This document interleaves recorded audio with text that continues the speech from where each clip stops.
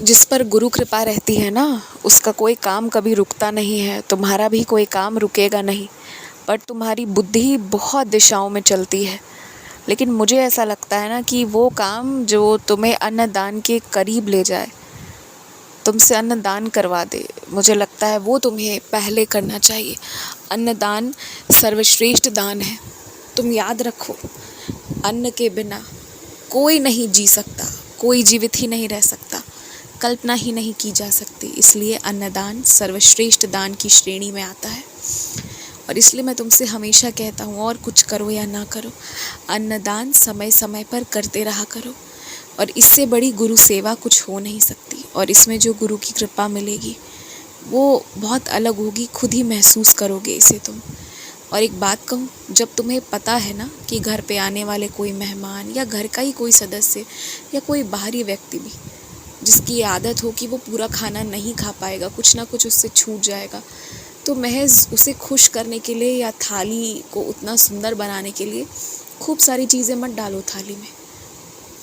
क्योंकि बाद में वो वहाँ से अगर कोई फेंक देना तो वो मेरा अपमान है। और वो उससे बड़ी बर्बादी कुछ हो ही नहीं सकती कि अन्न फेंकाया जाए।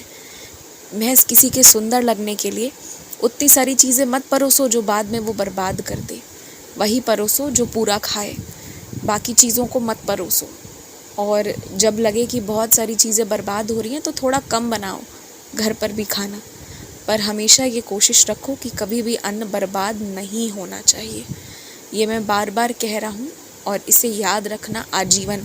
जब जब भूलोगे तुम, मैं तुम्हें तब तब ये याद दिलाऊंगा।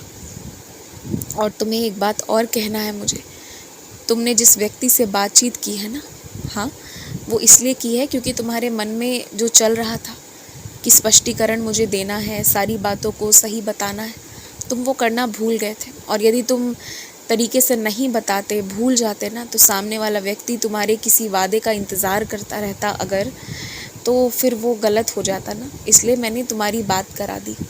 अब इस पर ज़्यादा सोचने जैसी कोई बात नहीं है कि क्या हुआ, क्यों हुआ, किस लिए हुआ।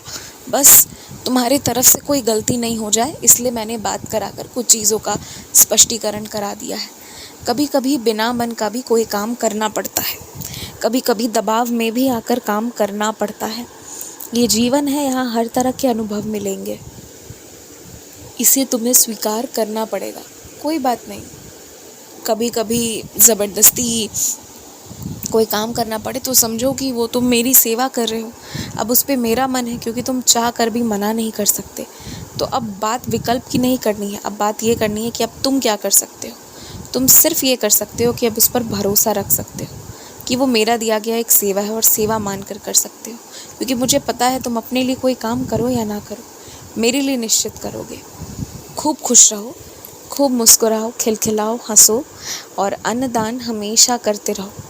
याद रखो, मुझे इससे ज़्यादा तृप्ति, इससे ज़्यादा प्रसन्नता और किसी सेवा में नहीं मिलेगी जितनी इसमें मिलेगी कि तुम कोई भूखा है और उसे खिला दो, उसकी भूख मिटा दो।